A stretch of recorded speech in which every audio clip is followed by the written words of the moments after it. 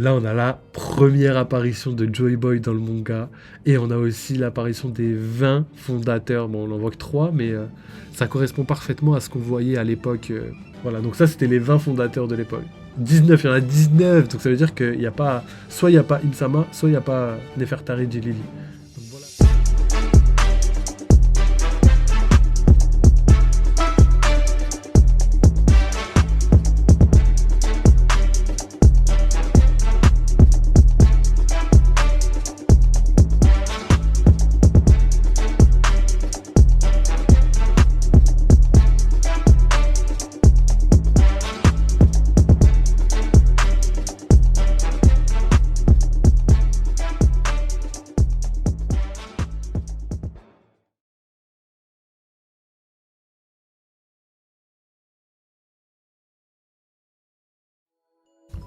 Wesh la team, comment ça va? Bienvenue pour un nouveau live aujourd'hui, live sur le chapitre 1115 de One Piece.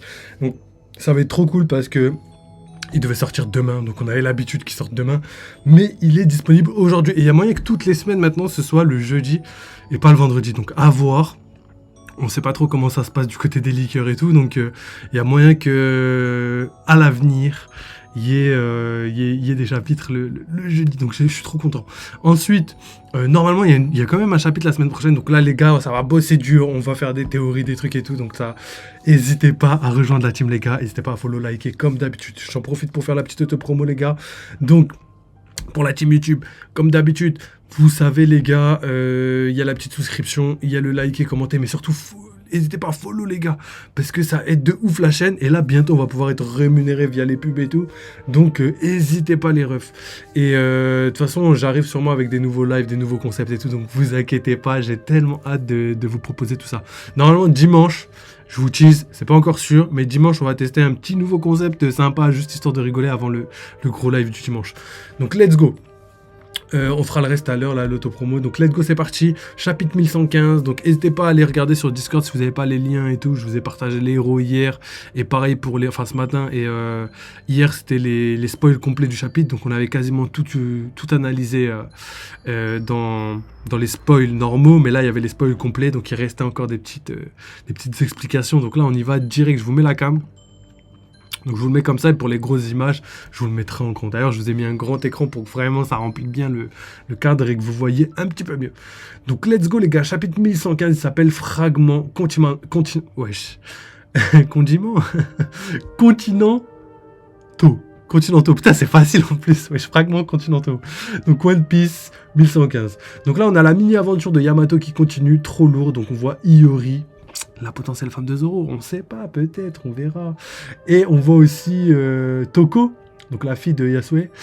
Et évidemment, il y a Yamato.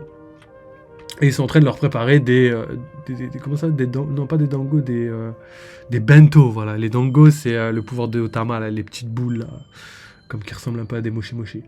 Et j'en ai pas goûté quand je suis parti au Japon, mais j'aimerais tellement, tu vois. On voit des brochettes de légumes, on voit aussi des crevettes, des onigiri, il y a trop de trucs, ouais, il y a trop de trucs, ça me donne envie d'aller au Japon carrément. Donc let's go. Le pèlerinage de Yamato, la fille du démon, 5e épisode, un bento de la part d'Iori et Otoko. Donc c'est stylé. Donc on n'avance pas vraiment dans la mini-aventure, mais c'est une petite image qui fait plaisir de les revoir et tout. Et d'ailleurs, en parlant de revoir des gens, vous allez être croque dans le chapitre parce qu'il y a vraiment énormément de personnes.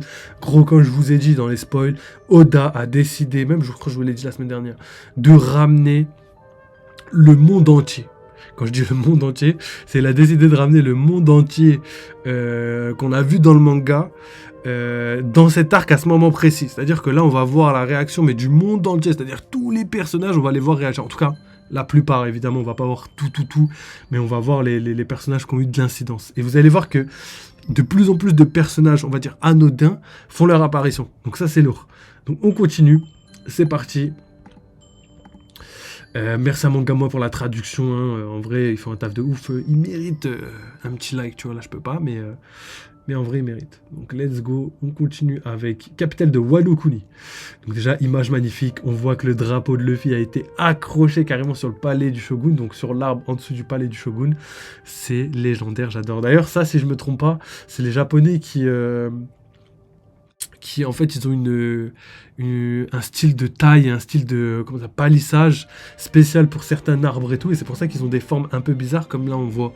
Et du coup c'est sur cet arbre, je crois que c'est un cerisier qui représente le Japon, tu vois, qu'ils ont mis le drapeau de Luffy, et c'est magnifique. Donc on voit que Luffy a un nouveau territoire, c'est magnifique. On savait pour l'île des hommes poissons, on savait pour Dressrosa, je sais pas, mais en tout cas pour Wano c'est sûr, tu vois. Et Wano, comme je vous l'ai dit, en plus, île des hommes poissons, Armantique, Wano, Armantique, donc potentiellement peut-être Elbaf aussi, territoire de Luffy, on verra, de toute façon ça va être trop lourd. Donc let's go, Wano Kuni, capitale des fleurs, donc les infos touchent aussi Wano Kuni. Difficile à croire que nous puissions entendre cette diffusion étrangère. On a trouvé cet escargot dans les affaires d'Orochi. Alors là, c'est Vegapunk qui dit « Vous vous demandez sûrement comment il est devenu pirate ». Donc on reprend directement là où s'est arrêté le précédent chapitre. Donc on parle de Joy Boy. Et là, il dit « Vous vous demandez sûrement comment il est devenu pirate ». Ensuite, Momo qui dit « Alors toi aussi, tu étais un pirate Joy Boy, comme Luffy ». Et il y a Kinemon qui dit « Vous le connaissez, Sir Momonosuke ». Genre en mode, vous connaissez Joy Boy. Évidemment qu'il le connaît parce qu'il l'a regardé dans le livre de son père. Il n'y avait pas toutes les révélations par rapport à lui, mais il devait le connaître. Et si je me trompe pas, soit Yamato lui en a parlé, soit peut-être Kaido qui aurait échangé et tout. Donc il le connaît, il n'y a que Kinemon qui ne connaît pas. En plus, il y a Shinobu qui est redevenu magnifique là. Et Otama, wesh, Otama, c'est le nom de mon chat, elle est juste là. Donc on continue. Prison de la base navale G4 de la marine, ça c'est légendaire parce que là on voit des Malo Black, on l'avait oublié, c'est là où je vous dis qu'on a vraiment des randoms qui réagissent au monde de One Piece, c'est ouf. Et là ils sont tous déguisés comme l'équipage de Kid et ils se prennent pour Kid, donc c'est magnifique, je kiffe de ouf. Alors Joy Boy, on s'en fiche, je parie que tu pourrais le battre facilement, pas vrai Captain Kid? Oui, ça doit être ça. Ce type est déjà mort. C'est ça notre capitaine. La seule chose plus grosse que sa confiance, c'est son ventre. Ouais, je suis 1 million de fois plus fort que Joy Ball. peut-être Joy Ball, peut-être, mais pas Joy Boy en tout cas. C'est Joy Boy, patron. Alors, anciennement Luffy, des Malo Black. Je suis mort. Ça me rend fou de les voir. D'ailleurs, il y a des personnes qui disaient sur Twitter qu'ils étaient choqués de les voir survivre parce qu'ils pensaient qu'ils étaient morts, tu vois. Et au final, moi je suis pas choqué du tout parce que c'est One Piece, les gars, c'est logique. C'est justement pour des running gags comme ça que Oda fait revenir ses personnages. Et d'ailleurs, ça me fait revenir à Kid pour toutes les personnes qui pensent que Kid est mort. Alors si le faux Kid, il a réussi à survivre, mais que le vrai Kid, il est mort, ça y est, vous avez mon avis, on continue. Je suis mort, impossible, il est mort. Là, j'ai eu la preuve de Oda, il m'a dit, mais frère, tu me connais à force, tu sais que je tue personne. Et voilà quoi, vous avez capté. Ensuite, Vegapunk qui dit, je n'ai pu lire qu'une partie des poneglyphes, mais ce qui est écrit est très clairement le récit d'une histoire incroyable. C'est l'histoire de la grande guerre qui a eu lieu dans un passé lointain. Attendez 2 secondes, je crois que j'ai oublié une case. Ah non, même pas. Pendant cette période, déjà, on a une magnifique image de Egghead. Encore, hein, ça fait plaisir. Pendant cette période, l'ennemi de Joy Boy était l'organisation connue aujourd'hui sous le nom de gouvernement mondial. Eux, ils parlent de nous. Logique si ce type était un pirate. Donc là, pour l'instant, tout va dans le sens de la logique, tu vois. Là, tu te méfies pas, tu te dis pas, ouais, mais le gouvernement mondial sont méchants, tu vois, pour l'instant. Donc là, Vegapunk qui crie, donc ça doit être Walkyrie qui crie Vegapunk. Là, on voit Luffy, je crois que c'est la seule apparition de Luffy, les gars. Donc profitez bien, les gars, je vous montre en grand. Profitez bien de Luffy, parce que je pense qu'on va pas le revoir du chapitre. Il est juste là. C'est marrant de ouf. Ok, on continue. À l'époque, il n'était que de puissance alliée. Attends, j'ai pas compris. À l'époque, il n'était que des puissances alliées. Donc, à l'époque, c'était une alliance entre 20 personnes, tu vois, 20 fondateurs, je pense. 20 royaumes distincts, voilà, il le dit. Une alliance temporaire composée de 20 royaumes distincts. Donc, ils ont formé une alliance pour... Pourquoi, d'après vous? Et là, les gars, on a Mars qui utilise son Haki des Rois. C'est magnifique. C'est magnifique, les gars. Alors, on peut supposer qu'il n'avait pas d'autre choix que de s'allier pour faire face à la redoutable faction à laquelle appartenait Joy Boy. Donc, Joy Boy, les gars, c'est un délire. Attends, finis le truc et après je vous montrerai en détail. Malheureusement, la cause de cette guerre m'échappe encore. Donc, je ne me prononcerai pas sur qui était le bien et le mal pendant cette guerre. Mais je peux affirmer que c'était un conflit entre deux idéologies opposées. Tout à l'heure, je vous ai dit que Joy Boy était né dans un pays fantastique. Nouveau Monde sur Zoo. Donc voilà les gars, là je vais vous montrer les gars, regardez, ça veut bien se mettre. Là on a la première apparition de Joy Boy dans le manga, et on a aussi l'apparition des 20 fondateurs, bon on n'en voit que 3, mais ça correspond parfaitement à ce qu'on voyait à l'époque. Je sais pas si je peux vous la mettre, mais il y a une image où il y a tous les fondateurs à l'époque. Attends, bougez pas, si je peux je vous la mets. Non je peux pas. Attends, je peux faire ça par contre. Je peux faire ça, voilà, comme ça, juste vite fait. Voilà, donc ça, c'était les 20 fondateurs de l'époque. Je sais pas s'il y en a 22, 4, 6, 8, 10, 12, 14, 16, 18, 19. Il y en a 19, donc ça veut dire qu'il n'y a pas... Soit il n'y a pas Insama, soit il n'y a pas Nefertari et Lily. Donc voilà la coalition des 20 fondateurs. Après, peut-être que Lily, c'était pas une des 20 fondateurs, mais que c'était la descendante d'une des 20 fondateurs. Ça, c'est très probable. Donc voilà. Vous avez vu tout ça. Donc on continue les gars. Joy Boy. On retourne en normal. Alors Joy Boy. Apparition de Joy Boy, ça fait plaisir. Donc là on se retrouve sur Zoo maintenant. Un pays si avancé qu'il est difficile de croire qu'il existait il y a plus de 900 ans. Les armes qui ont existé au cours de cette lulle qui a duré un siècle... la phrase incohérence. Incohérence totale.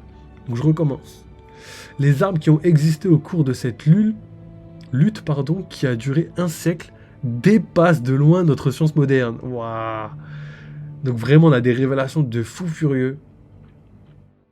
Et en fait, c'est bien ce que je me disais, les gars. Il y avait un problème dans les spoils, parce qu'ils avaient dit 1000 ans, alors qu'on sait que le siècle oublié, c'est entre 900 et 100 ans, tu vois, entre 900 et 800 ans plus tard, en tout cas 100 ans après les 900 ans.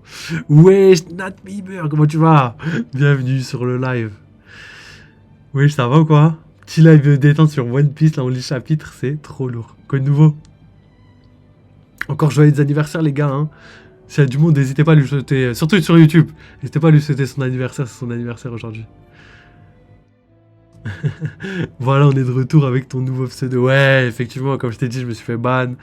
Du coup, c'était galère de ouf. Donc, j'ai tout perdu. J'avais une bonne chaîne et tout.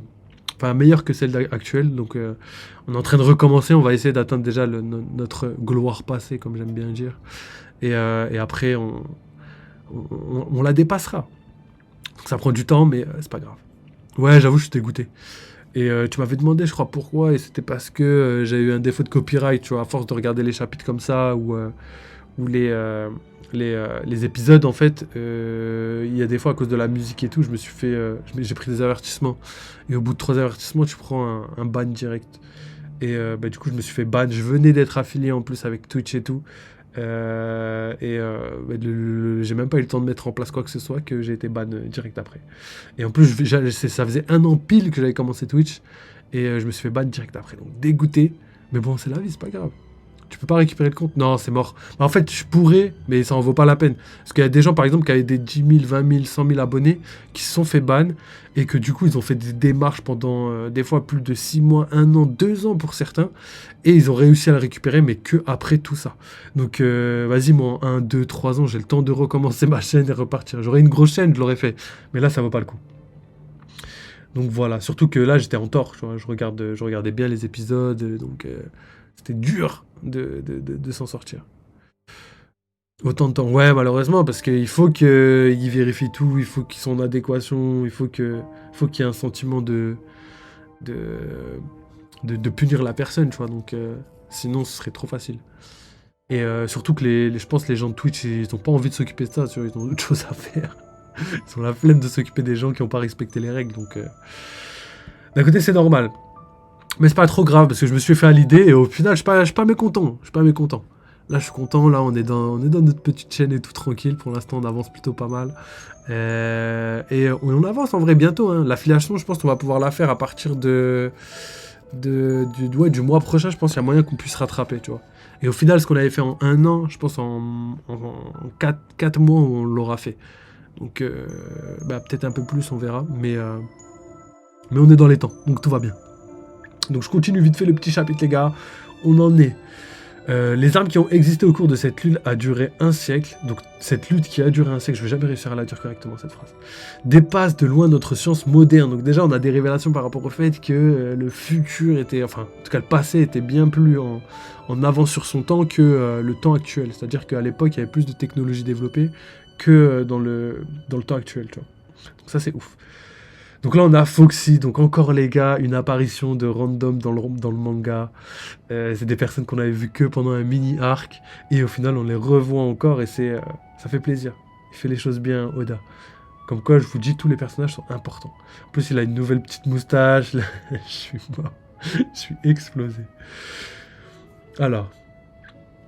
Qu'est-ce qu'il me raconte, monsieur Tronche de Cake? En plus, Tronche de Cake, c'est lui. C'est Luffy, il arrêtait pas de dire Tronche de Cake, et du coup, ça le vexait de ouf. Je suis mort. Ouah, patron, vous me donnez faim. Une technologie... Donc là, c'est Vegapunk qui parle. Une telle technologie est déconcertante, même pour le génie que je suis. Donc voilà, il vient de confirmer que la technologie passée dépasse l'entendement quand on sait ce qu'on peut faire, par exemple, dans le monde actuel de One Piece. Il a la grosse tête. Donc ça, c'est Foxy qui dit ça, l'équipage de Foxy. Donc on continue avec le message de Vegapunk. Et c'est là que réside notre problème. Étage du laboratoire. Donc là, on retourne sur Punk Record.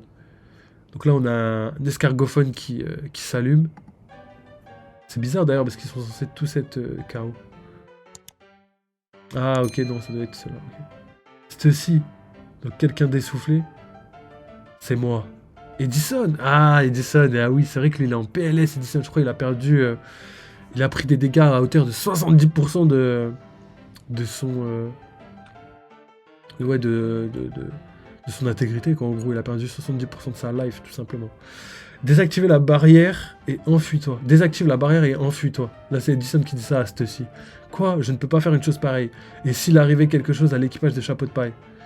Je vais être franc avec toi, la barrière ne sert plus à rien. Il y a des monstres sur l'île qui peuvent la traverser sans problème. Donc il parle évidemment du Gorosei. On a Saturne et Mars qui sont là et qui sont à la recherche du diffus escargophone. Je sais pas comment ils l'ont appelé en français, on verra bien dans les versions officielles. J'ai regardé, j'ai pas regardé. On a fait ce qu'on pouvait pour les aider. Je suis sûr qu'ils arriveront à s'échapper d'une manière ou d'une autre. Oui, vous inquiétez pas, les chapeaux de paille, impossible, les Mugiwara, impossible qu'ils s'en sortent pas. Vous êtes encore loin, Jinbei. Donc enfin, Jinbei et Zoro arrivent. Ça fait peut-être 2-3 chapitres qui sont en train d'arriver là. Donc enfin, on les voit arriver. Ça fait plaisir parce qu'on se demandait s'ils n'allaient pas retarder tout le monde. Déjà que Zoro a bien retardé le groupe. Mais je pense que là, c'est bon. Je pense qu'en vrai, après ce chapitre, Punk Record n'aura plus d'intérêt pour Luffy, etc. Même pour la narration de Egghead. Parce que, à part pour la salle explosive que je vous avais parlé dans les précédents lives, en vrai, là, tout ce qui reste, c'est la fuite. Là, on a récupéré tout le monde, on a vu tout le monde, on a compris tout ce qu'il y avait dans le labo phase. Donc là, tout ce qui reste, c'est vraiment juste la fuite. Hein. En gros, l'équipage de Chapeau de Paille qui s'enfuit. Il faut qu'il désactive le dôme, et c'est ce qu'elle est en train de faire. Donc voilà, à partir de ça, on peut partir, tu vois. Même si ça va être complètement difficile. T'excuses pas, on était occupés.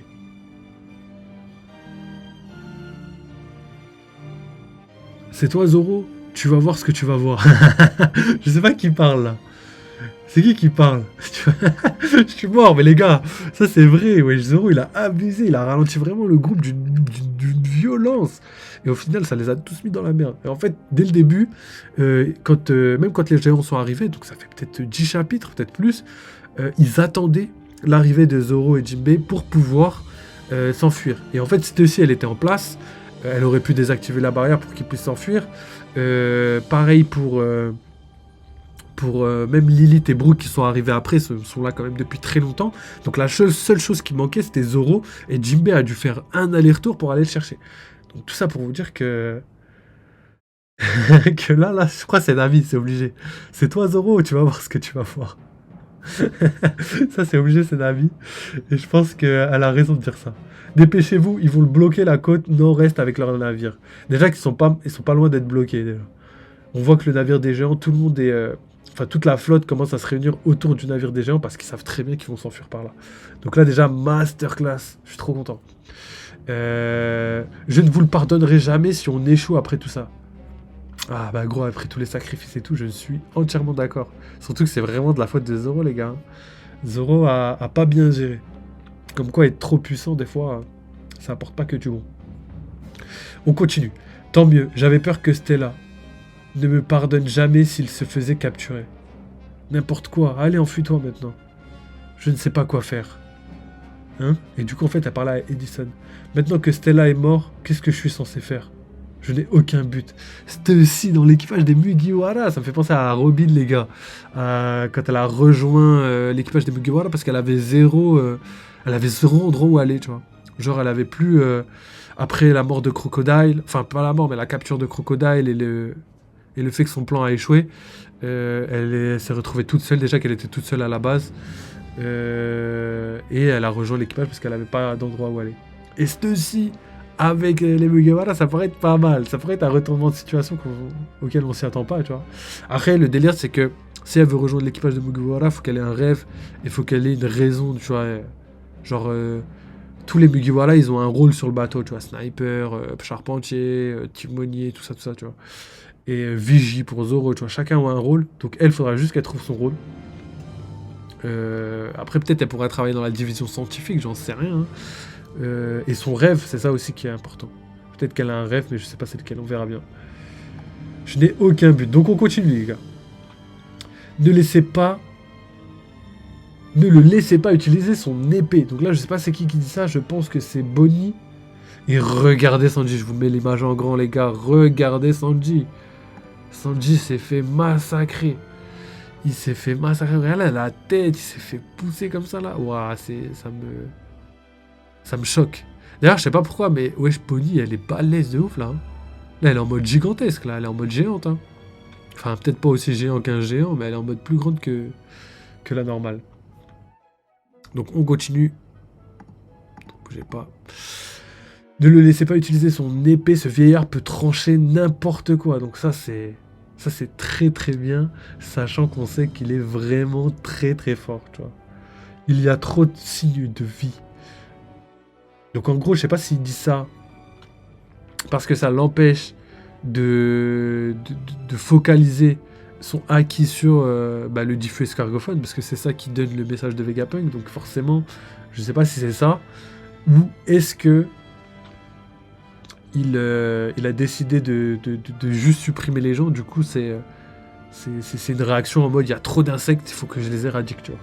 Donc ça peut être les deux. Donc là on voit Venujuro se libérer des géants. Je crois que c'est Omu ou Kashi, là, je sais plus comment il s'appelle. C'est soit l'un soit l'autre. Et du coup il dit Bonnie, et là il l'attaque, il a failli la découper. Attention Bonnie. Et c'est Franky qui vient la sauver. Oh là là, Franky, vraiment une masterclass sur cet arc. Hein. Il a vraiment fait que des bêtes de trucs. Et du coup, elle redevient petite là. C'est ce qu'on voit avec la petite image. Et là, on voit. Oh là là là là, mais regardez-moi cette masterclass. On le voit découper la proue du navire d'une facilité. C'est un truc de ouf. Ça montre à quel point ils sont puissants. Moi, je suis choqué. Je peux encore vous la mettre en grand si vous voulez. C'est un truc de ouf. Regardez-moi la découpe nette. Ça fait plaisir. Ça montre à quel point ils sont forts de ouf. J'ai hâte de voir ce qu'ils ont prévu pour la suite pour lui. Hein. Je sais pas si vraiment ils sont... pour moi, je sais même pas s'il est au même level que Mihawk, s'il est plus fort que Mihawk. Peut-être Mihawk c'est son élève, on en a déjà parlé, on sait pas. Je sais pas du tout. Donc on continue. Je ne peux pas utiliser la distorsion future très longtemps. Ok, donc ça, on voit que la limite du fruit de Bonnie est réelle, tu vois. Ça ressemble un petit peu au Nika, tu vois. À la transformation de Nika. Et tant mieux, parce que si c'était trop... Elle serait trop forte, n'oubliez pas qu'elle a 12 ans. Elle a 12 ans, Bonnie, donc frère, c'est abusé. Hein. D'être aussi fort à 12 ans, de pouvoir combattre carrément un Gorosei. Par contre, Elle aurait pu essayer de le rajeunir. Ça aurait pu être pas mal. Après, peut-être là aussi, il y a des limites qu'on connaît pas encore. J'en suis sûr. On continue.